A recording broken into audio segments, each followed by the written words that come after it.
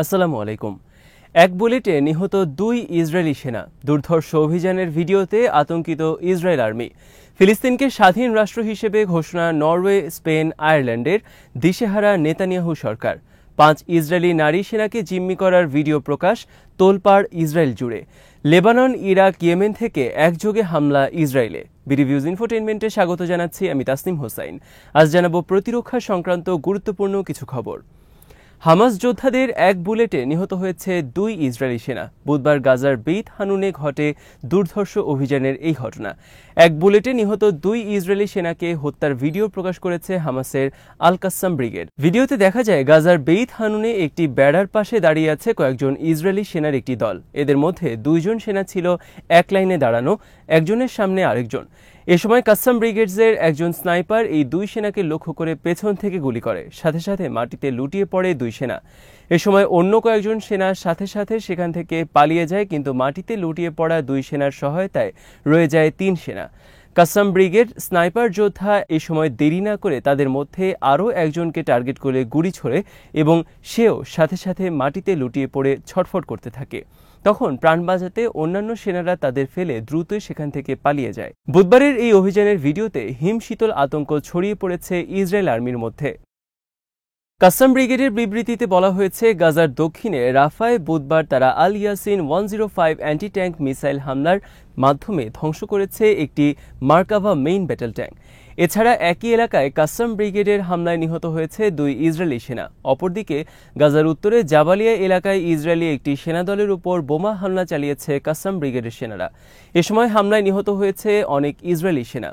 Islamic জিহাদ গ্রুপের আল কুদস brigade এক বিবৃতিতে জানিয়েছে, বুধবার গাজার দক্ষিণে নেতজারিম অক্ষে ইসরায়েলি একটি সেনাবহরের মর্টার শেল হামলা চালিয়েছে গোপন স্থান থেকে।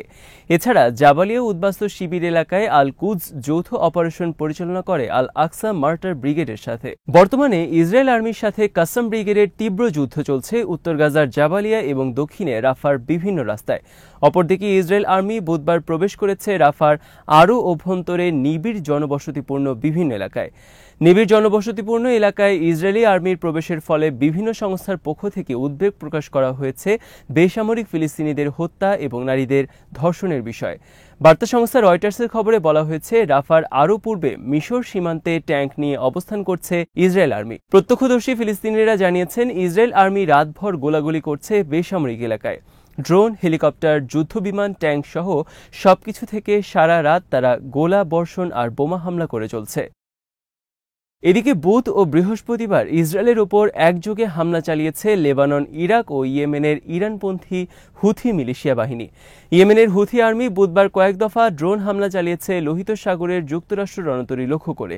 যুক্তরাষ্ট্র আর্মির সেন্ট্রাল কমান্ড বুধবার এক বিবৃতিতে বলেছে, তারা ইয়েমেন থেকে ছোড়া 4টি ড্রোন আকাশে ধ্বংস করেছে। তবে এই বিষয়ে বিস্তারিত আর কিছু জানায়নি সেন্ট্রাল কমান্ড। ইরাকের ইরানপন্থী মিলিশিয়া বাহিনী বৃহস্পতিবার সকালে ড্রোন হামলা চালিয়েছে ইসরায়েলের দক্ষিণে ইলাদ বন্দরের গুরুত্বপূর্ণ একটি স্থাপনায়। শাহেদ নামক আত্মঘাতী ড্রোন থেকে কয়েক দফা হামলা চালিয়েছে ইরাকি মিলিশিয়া বাহিনী। ইরাকি মিলিশিয়া বাহিনী বৃহস্পতিবার সকালে ইলাতের উদ্দেশ্যে 5টি আত্মঘাতী ড্রোন ছোড়ার ভিডিও প্রকাশ করেছে। লেবাননের হিজবুল্লাহ বুধবার এক বিবৃতিতে জানিয়েছে, ইসরায়েলের দখলে থাকা ফিলিস্তিনের জাল আল আলম এলাকায় আর্টিলারি হামলা চালিয়েছে কয়েকটি ইসরায়েলি সামরিক স্থাপনায়। এছাড়া ইসরায়েলের দখলে থাকা লেবাননের কাফর চুবা হিলস, আল বাগদাদি এবং আল সুম্মাকা সহ কয়েকটি এলাকায়ও আর্টিলারি হামলা চালিয়েছে হিজবুল্লাহ। ফিলিস্তিনিকে একটি স্বাধীন রাষ্ট্র হিসেবে স্বীকৃতি দেবে নরওয়ে, আয়ারল্যান্ড এবং স্পেন। ইসরায়েলের হুমকি উপেক্ষা করে আগামী 28শে মে ইউরোপের এই 3টি দেশ ফিলিস্তিনকে আনুষ্ঠানিকভাবে স্বাধীন রাষ্ট্র হিসেবে স্বীকৃতি দেওয়ার ঘোষণা দিয়েছে। মধ্যপ্রাচ্যের শান্তি প্রতিষ্ঠার অংশ হিসেবে তারা এই সিদ্ধান্ত নিয়েছে বলে বুধবার জানিয়েছে 3 দেশের সরকার প্রধান।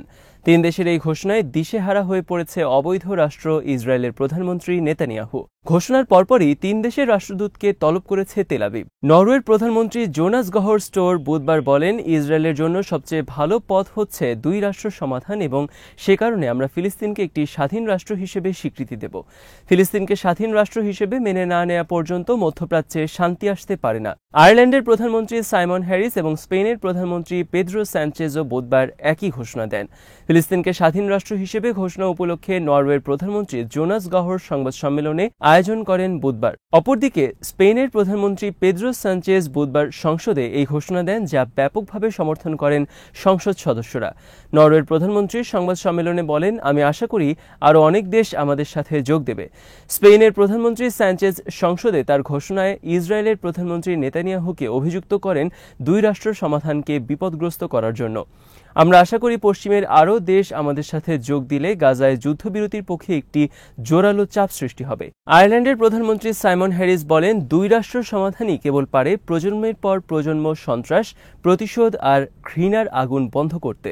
তবে আমি পরিষ্কার করে বলতে চাই, হামাস স্বাধীন ফিলিস্তিন রাষ্ট্রের নাগরিক হিসেবে গণ্য হবে না। আল জাজিরার খবরে বলা হয়েছে, মাল্টা এবং স্লোভানিয়াও একই সিদ্ধান্তে ঘোষণা দিতে পারে শীঘ্রই। ফিলিস্তিনকে স্বাধীন রাষ্ট্র হিসেবে ঘোষণার সিদ্ধান্ত জানানোর পরপরই বুধবার তিনটি দেশের রাষ্ট্রদূতদের তলব করে তেল আবিব। ইসরায়েলের প্রধানমন্ত্রী বেনিয়ামিন নেতানিয়াহু ইউরোপের 3 রাষ্ট্র নেতার উদ্দেশ্যে বলেছেন, আপনাদের এই স্বীকৃতি সন্ত্রাসীদের প্রতি একটি পুরস্কার। এই পুরস্কার বারবার 7 অক্টোবর জন্ম দিতে সহায়তা করবে। সন্ত্রাসীদের কোনো রাষ্ট্র থাকতে পারে না, আমরা এটি মেনে নেব না। ইসরায়েলের পররাষ্ট্রমন্ত্রী ইসরায়েল কাজ বলেন, আমরা এটি নীরবে মেনে নেব না। আয়ারল্যান্ডের প্রধানমন্ত্রীর উদ্দেশ্যে এক্স বার্তায় ইসরায়েলের পররাষ্ট্রমন্ত্রী বলেন, ফিলিস্তিনকে স্বাধীন রাষ্ট্র হিসেবে স্বীকৃতি কেবল চরমপন্থাকে উৎসাহিত করবে এবং এর মাধ্যমে আপনারা নিজেদেরকে হামাস আর ইরানের কাছে বন্ধক দিতে যাচ্ছেন। আপনাদের এই উদ্যোগ হবে সন্ত্রাসকে পুরস্কৃত করার শামিল। পশ্চিম তীরে ফিলিস্তিন সরকারের পক্ষ থেকে 3 দেশের ঘোষণাকে আখ্যায়িত করা হয়েছে ঐতিহাসিক উদ্যোগ হিসেবে। ইসরায়েলের 5 নারী সেনাকে জিম্মি করার ভিডিও বুধবার প্রকাশিত হয়েছে। গত বছর 7 অক্টোবর ফিলিস্তিনের নাহল ব্রিগেড আক্রমণের মাধ্যমে হামাস যোদ্ধারা 7 ইসরায়েলি নারী সেনাকে জিম্মি করে। জিম্মি করার সময় তাদেরকে রক্তাক্ত অবস্থায় দেখা গেছে। হামাসের হাতে জিম্মি থাকা ইসরায়েলের সেনাদের পরিবার প্রকাশ করেছে এই ভিডিও। ইসরায়েলের সব গণমাধ্যমে ফলাও করে প্রকাশ করা হয়েছে এইসব ভিডিও। ভিডিও প্রকাশকারী নারী সেনাদের পরিবারের পক্ষ থেকে বলা হয়েছে, এই ভিডিও ইসরায়েল জাতিকে শেষবারের মতো জেগে ওঠার একটি বার্তা। নেতানিয়াহু সরকার যাতে হামাসের সাথে বন্দি বিনিময় চুক্তি করতে বাধ্য হয়, সে কারণে তারা এই ভিডিও প্রকাশ করার সিদ্ধান্ত নিয়েছে। এই ভিডিও বলে দিয়েছে, জাতি হিসেবে আমরা কত অরক্ষিত আর অনিরাপদ। 3 মিনিটের বেশি এই ভিডিও প্রকাশের পর গোটা ইসরায়েল জুড়ে তোলপাড় চলছে। নেতানিয়াহু সরকারের বিরুদ্ধে ক্ষোভে ফুঁসছে ইসরায়েলিরা। ইসরায়েলের গণমাধ্যমের খবরে বলা হয়েছে, নাহল ঘাঁটি থেকে যে 7 ইসরায়েলি নারীকে 7 অক্টোবর হামাস যোদ্ধারা গ্রেফতার করে, তাদের মধ্যে 2 জন ইতিমধ্যে নিহত হয়েছে। ভিডিও প্রকাশকারী পরিবারের পক্ষ থেকে বলা হয়েছে, হামাস যোদ্ধাদের বডি ক্যামেরার মাধ্যমে ধারণ করা হয়েছে এই ভিডিও। তবে ভিডিও তাদের হাতে গেল কেমন করে, সেই বিষয়ে কোনো তথ্য প্রকাশ করেননি তারা। ভিডিও ফুটেজ দেখে পরিষ্কার বোঝা যাচ্ছে, সব ফুটেজ বডি ক্যামের মাধ্যমে ধারণ করা হয়নি। এই ভিডিও প্রকাশের পর ইসরায়েলের যুদ্ধকালীন মন্ত্রিসভার বৈঠক হয়। বৈঠকে সর্বসম্মতভাবে জিম্মি মুক্তির জন্য আবারও হামাসের সাথে আলোচনা শুরুর নির্দেশ দেওয়া হয়। আজ এখানেই শেষ করছি। সমরাস্ত্র, প্রতিরক্ষা ও কূটনীতির নানা তথ্য জানতে চোখ রাখুন বিডি ভিউজ ইনফোটেনমেন্টে। চ্যানেলটি ভালো লাগলে সাবস্ক্রাইব করুন। সংযুক্ত থাকুন আমাদের ফেসবুক পেজে। আল্লাহ হাফেজ।